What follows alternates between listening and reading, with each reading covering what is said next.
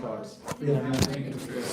As for Lord Vishnu, he is in seclusion with 4 of yogis. As for Lord Shiva, he has gone to the forest. And as for Lord Brahma, he is always engaged in austerities and meditation. The other demigods headed by Indra are devoid of prowess. Therefore, we have nothing to fear. Nonetheless, because of their enmity, our opinion is that the demigods should not be neglected. Therefore, to approve them completely, engage us in fighting with them, for we are ready to follow you. As a disease, if initially neglected, becomes acute and impossible to cure, or as the senses, if not controlled at first, are impossible to control later. An enemy, if neglected in the beginning, later becomes unsurmountable. The foundation of all the demigods is Lord Vishnu, who lives and is worshipped wherever there are religious principles, traditional culture, the Vedas, cows, brahmanas, austerities, and sacrifice with proper remuneration. O king, we who are your adherents in all respects, shall therefore kill the Vedic brahmanas, the persons engaged in offering sacrifices and austerities, and the cows that supply milk from which cattle butter is obtained for the ingredients of sacrifice. The brahmanas, the cows, not austerities, truthfulness, control of the mind and senses, faith, mercy, tolerance, and sacrifice are the different parts of the body of Lord Vishnu, and they are developed according to the regulations. We are, yes, 42. This is the last one. We are reciting this. This one. Yes. Lord Vishnu, the super soul within the core of everyone's heart, is the ultimate. He is the leader of all the demigods, because all the demigods, including Lord Shiva, exist under his protection. The great saintly persons, sages, and Vaishnavas also depend upon him. To persecute the Vaishnavas, therefore, is the only way to kill Vishnu. Jai Haribol. So we're looking at verse 42. Sahi sarva suradyakshu Yasura dvid guha shaya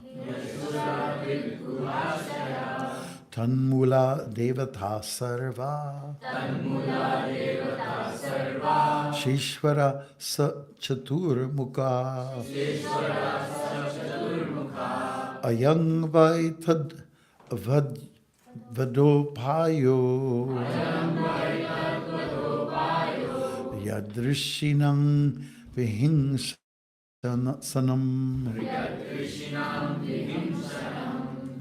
Sahi sarva suradhyakshu. Sahi sarva suradyaksho Yashura dvidguhasaya. Rasura vidguha shaya Tanmula devata sarva Shishvara sa chaturmukha. Shishvara sa chaturmukha. Hello.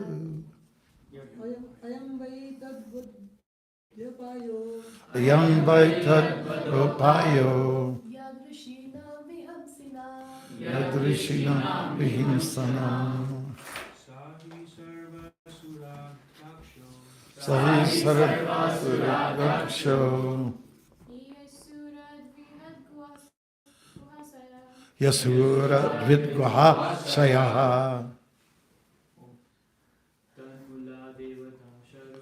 Tanmula devata sarva Shishvara sa chaturmukha. Shishvara sa chaturmukha Ayam vaitad vadopayo. Ayam vaitad vadopayo Yadrishinam vihamsanam. Shrinam vihimsanam Sahi sarva suradhyakshu. Sai sarva suradaksho Tanmula devata sarva. Yasura vidguha shayaha Tanmula devata sarva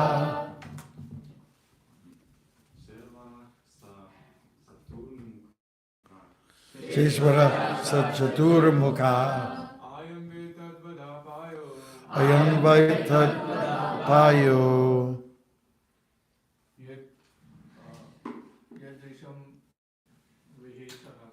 Yadrishinam vihingshanam. Sahi sarva suradyakshu Sahi sarvadaksho. Yashurat vidgrahashaya.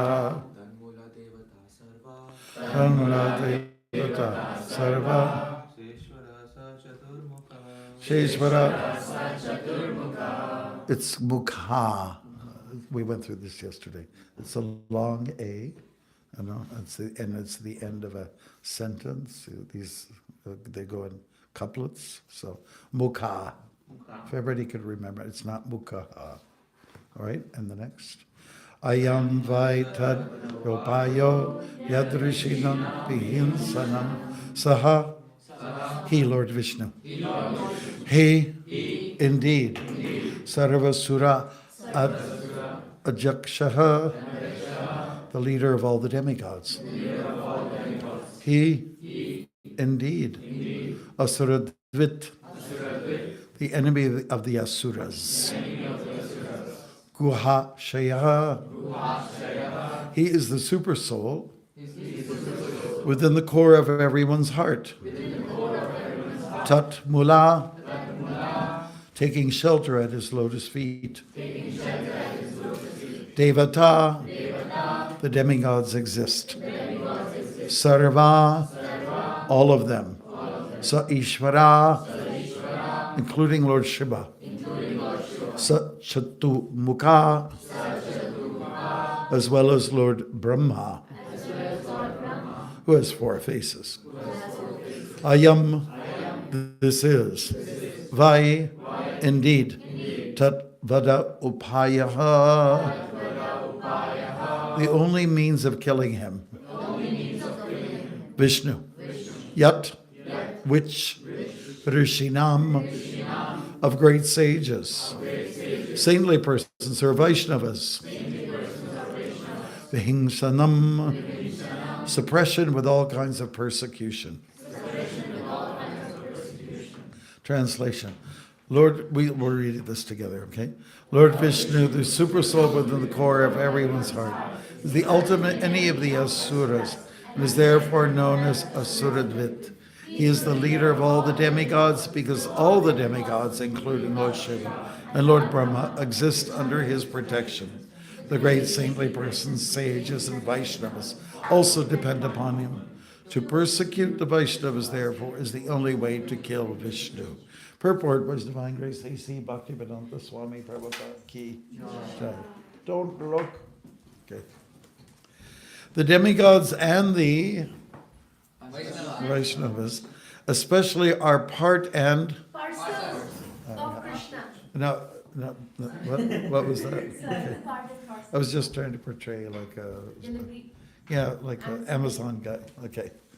Parcel of the Supreme Lord Vishnu, because they are always obedient to his orders. Om Tad Vishnu Paramang Padang Sada Pashyanti Suryaha. The demoniac followers of Kamsa thought that if the Vaishnavas, saintly persons and sages, were persecuted, the original body of would naturally be destroyed. Thus, they decided to suppress Vaishnavism. The Asuras perpetually struggle to persecute the Vaishnavas because they do not want Vaishnavism to spread. Okay, with avocados on top. Okay, Vaishnavas preach only devotional service, not encouraging karmis, jnanis, and yogis, because if one must liberate oneself from material conditional life, one must ultimately become a our is Drupad, if he could come back. Prahlad Maharaj, who is quite the opposite, he was instructing his classmates that this is the way we have to view people. No one is my friend, no one is my enemy. Right? That's the idea. It's not this and that. or that. And chapter 16 from Bhagavad Gita, what's it called? Chapter 16 from Bhagavad Gita. What's the chapter title? Divine demoniac natures, yes, that's right. So when there's a delivery there by Lord Krishna in his narrative to Arjuna about what is a demonic person or the kind of mentality, it's right there. You should see it in the text. It's very powerful. He is my enemy, and I shall kill him. That's the kind of idea. You know, that's how people who are self-conscious behave. There are some even religions who think like that. They have that mentality. They are the enemy. We have to kill them, tax them, this, that, whatever. You know what I'm talking about. Okay, so this is the mentality of Kamsa and his kind, is that anybody who gets in the way of what I want, anybody who's an obstacle, producing an obstacle course, they must be eliminated. And even when we go to the pastime of Hiranyakashipu and Prahlad, as you know, he got indoctrinated. He got indoctrinated by Narada Muni. Narada Muni, indoctrination, that means brainwashed. You know, he got brainwashed by Narada Muni to love the Lord, right? While he was in the womb of his mother. So he was enlightened when he came out of the womb. He was already there. He didn't have to go to any school, you know. You know that Shakespeare, he was a brilliant writer. He never stepped inside of a college. Never. He was just a prodigy, a child prodigy, born extremely gifted. And when he started his whole career, he was not on the stage. He was in the back. He was doing the props. He was the guy at the back, the stage manager, helping to change the actors quickly. That's what he was doing before. So he spent a lot of time on the stage, off stage, but never at a college. And even though he was such a wise fellow. So Prahlad was like that. He was a child prodigy, and he was enlightened at birth. And he was telling his classmates, let's get on with Dharma. Dharma, how does it go? Kumara, trying to think about the shloka. Somebody can help me with this one. When he was saying when you're in the Kumara stage, a young child, you should learn about spiritual life. It should start really when you're young. And so that was his great gift to the world. His father, however, who was also a terrorist, in old days they had Hamas, they had ISIS, they had all these kind of characters. And they've always been around. And their mentality is, he is my enemy, and I must kill him. I must eliminate him, and I must rape their women, blah, blah, blah. That's the scenario pretty much, right? It's very demonic, and it's very Halloween-like, I guess you could say. Prahlad was like that, and he taught, don't see anybody as your enemy. See that the Lord is in everyone's heart. Vidyavinaya sambhane brahmane gavahashmi shuni chaiva shvapakecha pandita sabadarshina. A real wise person is one who sees the equality in all. That's got to be one of the most powerful verses from Bhagavad Gita, Vidyavinaya sambhane. Because you see that if you're a soul and you're trapped in the body of a dog, or trapped in the body of a dog eater, or trapped in the body of an elephant, which isn't as bad, or trapped in the body of a cow or a Brahmin, everybody's the same spiritually. It's just that when you filter yourself through life, through the different modes of nature, 3 different modes, you end up with different states of consciousness. And you know how Prabhupada explains it, why there's 8,400,000 different categories of living entities. It works like this. there's 3 modes of material nature, and 3 times 3, like when you crossbreed, 3 by 3 is 9, 9 times 9 is 81, 81 times 81 is, come on, 7. huh? 7. Okay, thank you very much.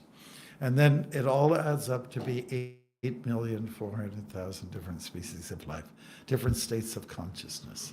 You know, even amongst the humans, there's 400,000 different kinds of human beings, according to the Vedas. There's that many. Just in this room alone, I'm not sure. I think everyone's quite, you know, brahminical, studious, good, etc., etc.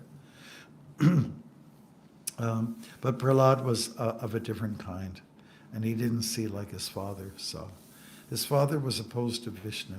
Kamsa, the same thing, they're opposed to Vishnu. Bali Maharaj was opposed to Vishnu, but what redeemed Bali Maharaj was the fact that his guru told him, you got to take care of the Brahmins, you know, take care of saintly people, and he did that. That was because of his redeeming grace. Otherwise, he was part of that clan. Prahlad is part of the clan, but he didn't have that same mentality. Do you remember in the Gita where there's mention of Prahlad? Amongst the Daityas, I am Prahlad. So Daitya means somebody who's born from Diti, and Diti, who had a sister, Aditi, was, I'm talking about Diti now, not Aditi, but Diti had, her approach to life wasn't as honorable as her sister. So just to remember, the story is very simple. Diti approached her husband at not the wrong time, incorrect hour, and Aditi approached at the right time. So Diti was known to give birth to Hiranyaksha, Hiranyakashipu. They were not of the best character, and they were enemies of Vishnu. That's how they saw themselves. And enemies are full of enmity, isn't it? Maybe if you have that word enmity, it's like very lined up with enemy. And yesterday we were also talking about cynicism, right? It was yesterday, cynicism. The word sin is like, if you're cynical, then you're sinful. That's like, these words you can kind of put together poetically. It's kind of fun. Okay. So at the core at the heart of the Vaishnava culture, which is the culture that we've adapted to, is Vishnu. You know, we're called Vaishnavas. That means we follow Vishnu / Krishna. How many times does Prabhupada explain it like that? And so we have that allegiance, and if you want to kill the Vaishnavas, then you kill Vishnu. Or if you want to kill Vishnu, you kill the Vaishnavas, because they're all, you know, it's a circle, a ring of people who are like-minded, isn't it? Now, Vaishnavas are not Vishnu, and Vishnu is not a Vaishnav. But we can say one thing, it's right out of the Bhagavatam, that the heart of Vishnu, what is there? What's it made up of? Vaishnavas. And if you offend Vaishnavas in some way, you're attacking the heart of Vishnu. You're giving him a heart attack, you know? And even though he cannot be destroyed, he gets hurt. Is that possible, that God can be hurt? Yes. Bhagawan can actually be hurt. He has feelings, by the way. He's a sentient being. That means he has senses and he has feelings. You know. By the way, our theme for this year's AGM, which is held in Montreal this year, is, what is it called? Feel, heal, be real, right? Because we're having some medical people there and so on like that. And of course, the ultimate healing is chanting Krishna's name. You know? I had a discussion with one Vaishnav yesterday, and while walking in the rain, and said, "Can't we just take care of everything?" This was more or less the consensus of what the devotee was saying.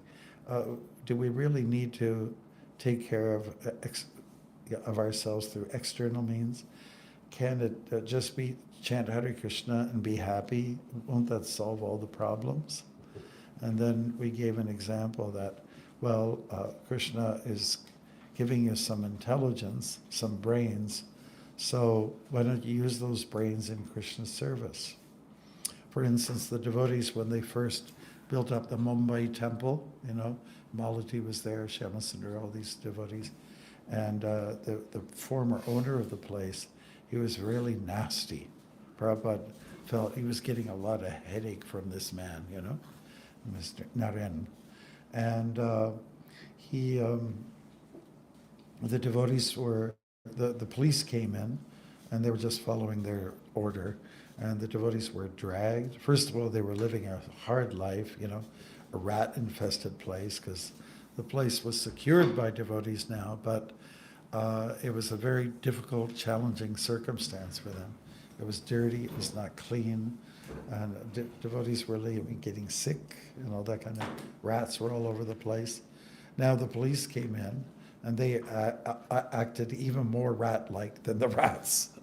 They were dragging devotees, pulling them by the hair and everything like that, and just trying to get them off the property because the former landowner was another terrorist, you can say, right? So Prabhupada heard about this. He wasn't there at the time, and he said, get a lawyer, take legal action, because these are the people that can do something about, problems when it comes to legal matters. So you see what I'm trying to say here is that go to people in the field of expertise, if you got plumbing problems, who do you call? Right. If you've got, let's say, what else? You got a leaky roof, who do you call? The makeup artist, or no. You go to the people that are established in this area. Use your intelligence, you see. So in Krishna consciousness, we must use our intelligence, as the Lord states in the 10th chapter of Bhagavad Gita. You could actually look it up. If somebody can please look it up, where Krishna is saying, I give you intelligence. When you approach Krishna with devotion, he will give you intelligence, whereby you can come to him. Just overall general intelligence. And I think everybody wants intelligence, isn't it? How many people want to be a little bit smart? Yeah? Okay, I think everybody in the room here is saying, I didn't quite see the universal form. That would have been like this, but you guys kind of went like that, and I'm okay with that. It's a pass. Yeah, so we're really looking at a situation where if you want to get at Vishnu, you've got to disturb the Vaishnavas, or if you want to destroy the culture, just go after the Vaishnavas themselves. And well, what else? You can go after the cows, you can go after the bulls. They also represent Dharma, isn't it? The mother and the father of the community. So kill them, slaughter them. We live in a world where there's a lot of slaughtering going on, right? So it's really subliminally an attempt to kill Vedic culture, because culture lies in protecting the animals. Even Mahatma Gandhi made some statements about that, So these are some of the key things. When you look at the story of Ravana and what he had his Rakshasas do, the Brahmins would be doing some homa, some sacrifice, fire sacrifice, right? And some crazy guy would come in, an asura, and he would use the oven as a toilet, and that meant that your offerings are spoiled, and of course there was much more terror that went along with it.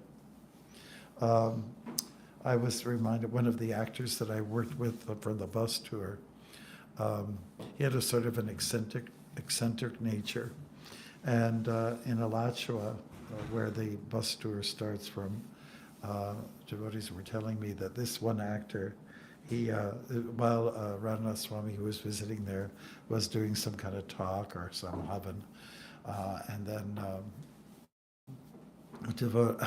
this devotee came in an ape suit, like Dvidvid, right in the middle of it, it's a little bit eccentric, a little bit in the middle of a holy exercise.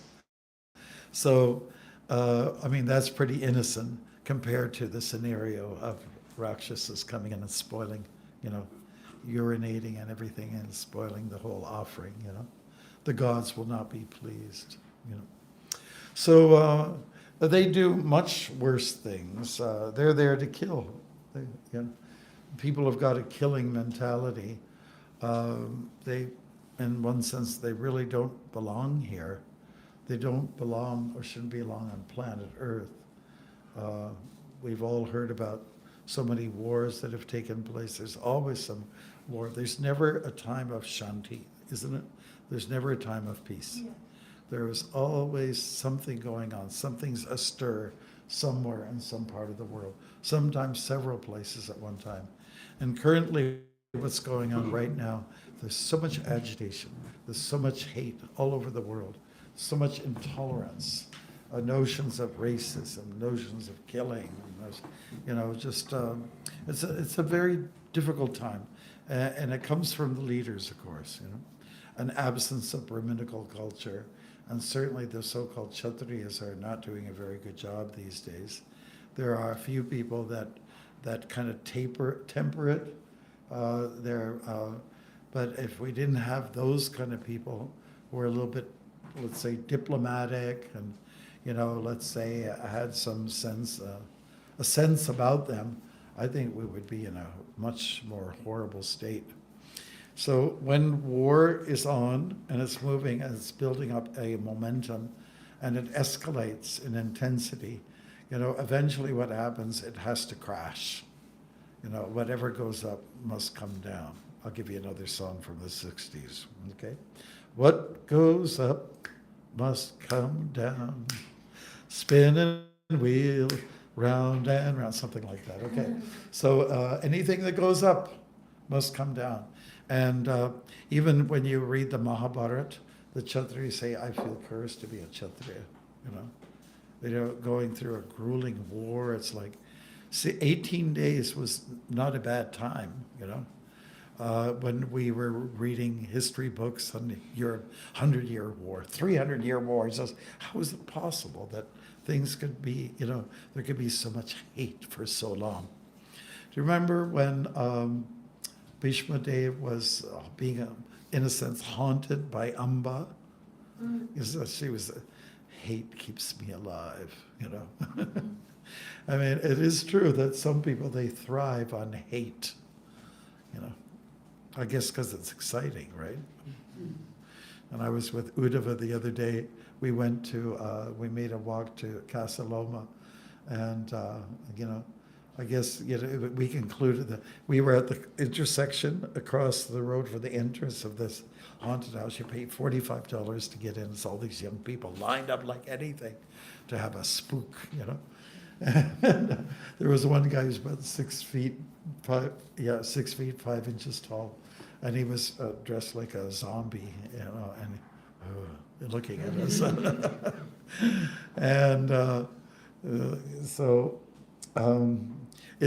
our conclusion was that life is dull. You have to have some excitement, You have to have that sort of, it's even one of the minor rasas that we study about. What's it? Ghastliness. Did you know that's one of the rasas? There's 5 primary rasas, right? Beginning with Shanta rasa, etc. And then finally, you've got the minor rasas, and one of them is ghastliness. People get excited, being spooked or being, scared about something, or something's ghastly with blood and guts all over the place. Some people really thrive on this stuff, right? I think we all have an element where, life is kind of monotonous. It's kind of boring.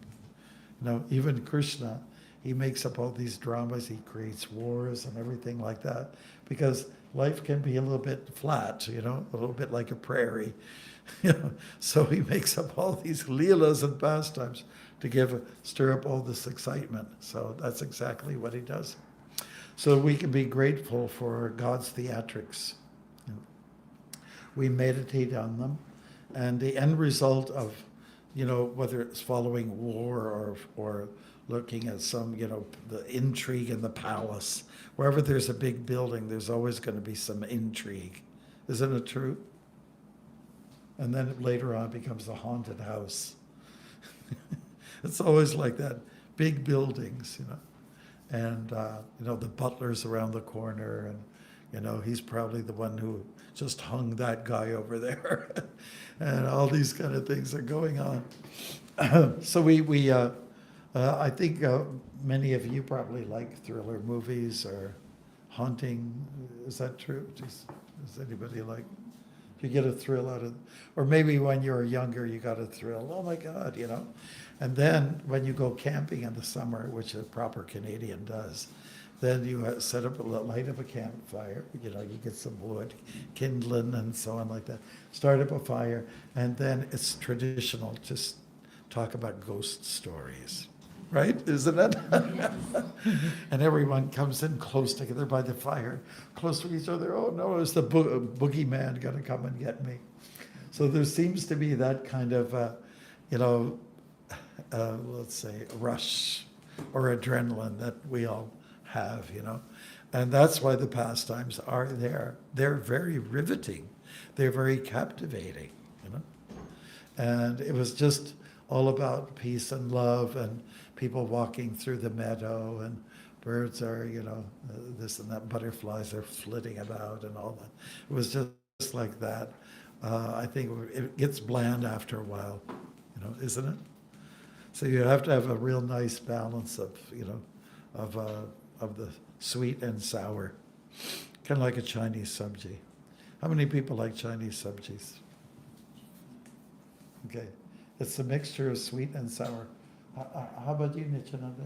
You don't like sweet and sour Chinese sabjis? No? Okay. All right. So life, when it's like that, when it's established like that, we thrive.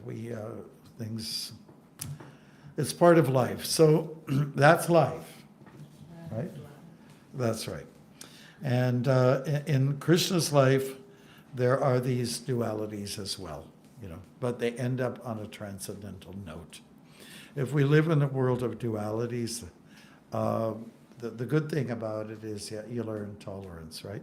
Matra sparshas konteya, shitoshna sukadukada, agama pahano nityas, tangs tatiksha swabharata. The other day I was teasing one of the devotees, hey, we got some salad here, you need a tong, or you need something to pick up the chapati, so you don't put your dirty fingers in there. Tongues, get the tongues to tiksha swabharata, for God's sake. And tongs, that's another thing that people are not very ready. When you go on a camping trip, you don't wear tongs. Those things with the little thing in it. I mean, that's just absolutely stupid and ridiculous, You wear good footwear. So in terms of preparing yourself for what could be nasty is, let's always be ready for the nastiness that the material world provides. There are some very nasty people out there. There are some creatures out there that would want to eat you, predators. So are you ready? And when Prabhupada was talking about the mission to the moon, he said you have to have a proper body, or at least a proper suit, to be in the moon and to be in that atmosphere. You can't go, and you can't go in your dhoti like that. Or your sari. You have to be in a special suit to go there, or in a special subtle body to be able to survive in the place like the moon. So let us prepare ourselves. Let's always protect ourselves from the matrix, from Maya. And how do you do that? Yeah, and that will open it up for your discussions. I want to thank the Prabhu who put up the clock. Thank you. Who was that? Alex. Thank you. Now we know where we stand. Okay, so, yeah, we opened up with a question. Are we finished with the question? What was the question? Just to refresh our memory. How do you prepare yourself Uh, for batting people out? Yeah, how, Well, I guess. yeah, how do you prepare yourself for Maya? How do you do that? Can I see some hands come up? How do you prepare? Si, senor. You prepare by surrounding yourself in good association, I guess. Yes, Sangha, yeah, that's the key point. Yeah, you hit on the actual thing. You can give different answers to this question, you know? Yes, do you want to give? Yeah, I think there are a few chapters in Bhagavad Gita that helps a lot. So just maybe absorbing them. Like, I think it's chapter 14 that talks about 3 modes of material nature, or the demoniac nature. That understanding this is the conditioning of the people. It's not actually them doing. This is like a club, and this is the music. This is the environment in the club. You can't help it. It is like that. So I think just maybe absorbing Bhagavad Gita teachings. Sure. helps a lot. Absorbing the Shastra, observing and absorbing the Shastras. That's good. Any other answers to how do you protect yourself? Yes.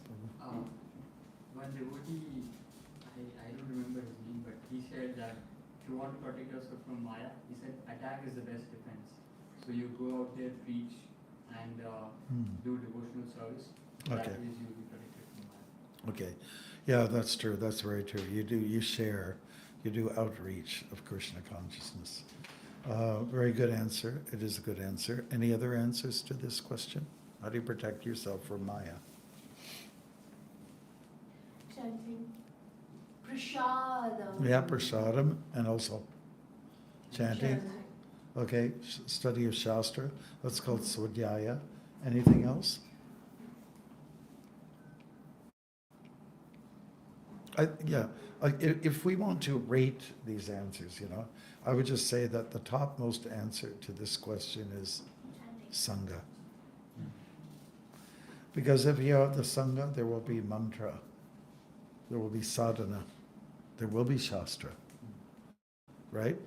If you just think Shastra by itself and you go to a lonely corner somewhere and stay, up in Algonquin Park or something like that, you're going to fall into Maya, So you need the devotee there who will remind you and keep you on track with all these other little elements.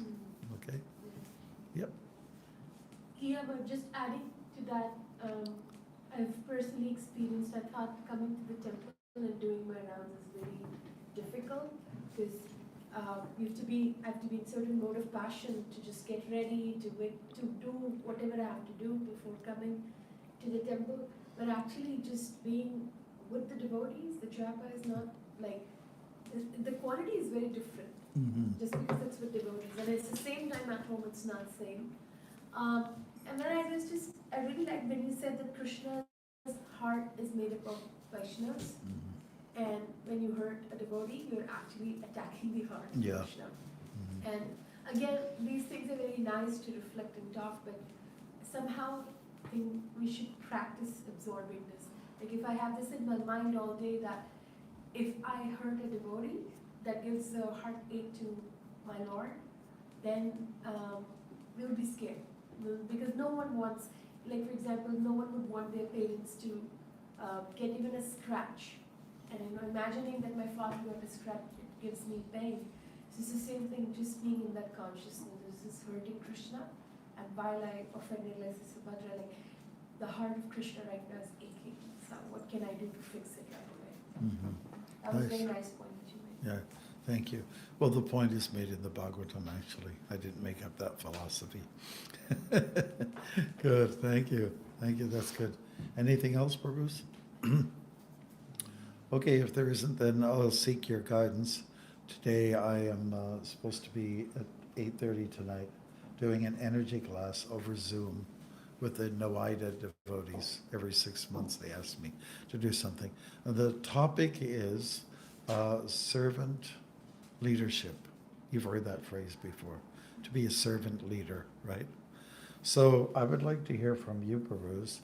What's at the core of a servant leader? You know, that style of living. I just want to hear.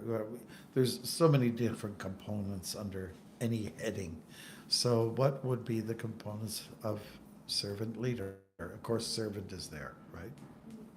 What else? You know, if I can ask your fertile brains, because Dadati, what is it? Dadami Buddhi Yogam Tam. Krishna's given you all good brains.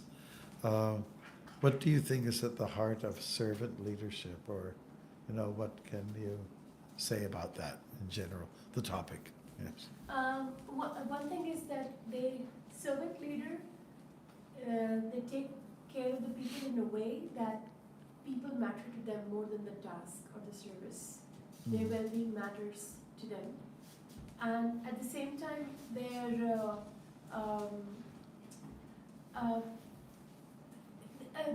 life actually, they genuinely care about the person, but at the same time, they also give free will. Meaning that, if they could make a mistake, and if it's a manager outside, like who's not a servant leader, a leader, so any mistake is blamed on the subordinate, and that subordinate blames it on their subordinate. But a servant leader takes the responsibility and holds himself accountable. Like, this mistake was made, but this is not, and then this is my mistake because I didn't train them well. Okay, Peruz, I think it's good to write these things down if you don't mind, you know, and we'll just compile a list of, you know, of the points. You talk servant leader, somebody who's responsible, somebody who cares, Someone who cares somebody who's accountable, and puts relationship before services. Or tasks. establishes relationships with everybody. Yeah, these are all good points. Yeah. Anything else? Servant leader is also exemplary. Exemplary, Yeah, right. like Prabhupada. He does what he asks everyone else to do. Prabhupada asked us to follow 4 regs, but he himself was not smoking either. So that's exemplary because he was following 4 regs as well. They're not hypocrite. Yeah. I was also thinking that gratitude is an important one. You pat everybody in the back for what they're doing, you know. You express, hey, it's great what you're doing. That's wonderful, you know. You cooked a great offering. Oh, your arti was just absolutely wonderful. Or, you know, just, I like how you cleaned, you know, the mirror. Appreciate You know, you got your Windex out and you cleaned the window properly. And I like how you went out of the way and picked up the garbage from, you know, the front of the temple. Somebody probably accidentally, you know. All those kind of things, the gratitude element is really important, yeah. Yes, we'll hear from you. I think a servant leader is always in the mentality of a servant, like trying to serve, not so much in the mentality of a leader that, oh, I'm leading this. I'm in charge. You do what I say. Okay, right. Good, yes, Peru. A servant leader teaches by his own example. He what?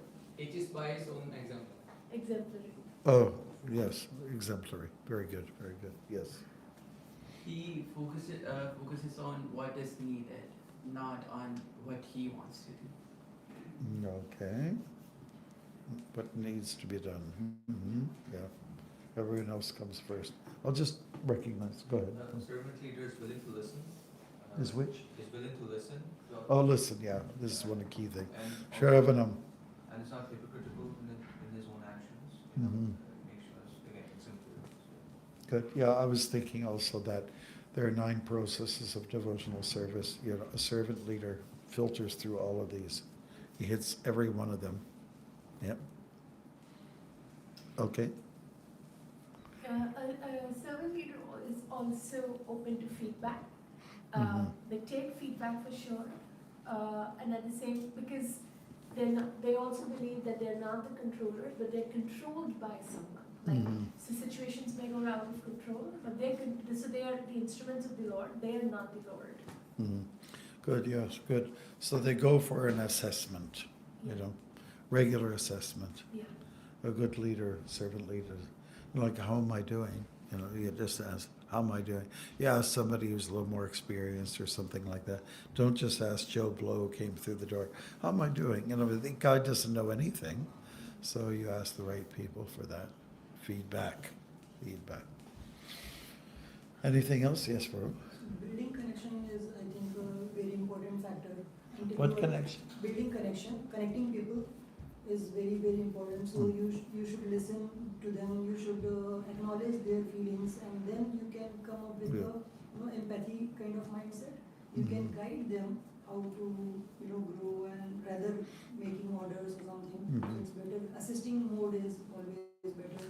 Yeah, you know, one beautiful thing that Prabhupada always did when people were coming to visit him in the early days in New York, for instance, and you know, he does this, so how are you, and what's your name, are you from here, and what, it'd be small talk, you know, and he would, say, so what do, you know, and at least I know two people who answered the question when Prabhupada asked, so what do you do? He said, I sell drugs. Prabhupada said, oh yeah, I have also sold drugs, as in a pharmacy, pharmaceuticals, Yeah, and you get into small talk, like Rabinder Sarup was telling me that in Philadelphia when they had, the devotees had a facility, a house, and it was like a semi-detached kind of house, and there was a woman living, an elderly lady living next door to the devotees, and on some occasion Prabhupada and her would meet at the entrance, because the entrance was shared. Right? And Prabhupada was just talking about, and this blew Rabinder Sarup's mind and everybody else. They thought Prabhupada only talks about Krishna, but he said, oh, how are you? Prabhupada went, how are you? Oh, really?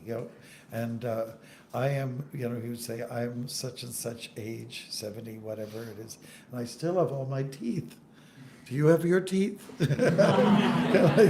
Those kind of things, just getting a small talk, and, getting on their level, and, some light humor, just like you do with children.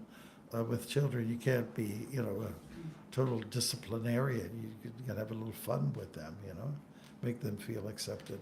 I have used that technique for years with kids. You just say, give me a 5, and then as they're ready to come, you remove the hand, and then, hey, wait, and then you put it up again, and they, and initially they're shy, or they're like this, but before the night is over, before you leave, if you just try them on this, give me a 5, you've won over their friendship, because they smack you, and they feel they've achieved something. Okay, those are some good points, and thank you very much, and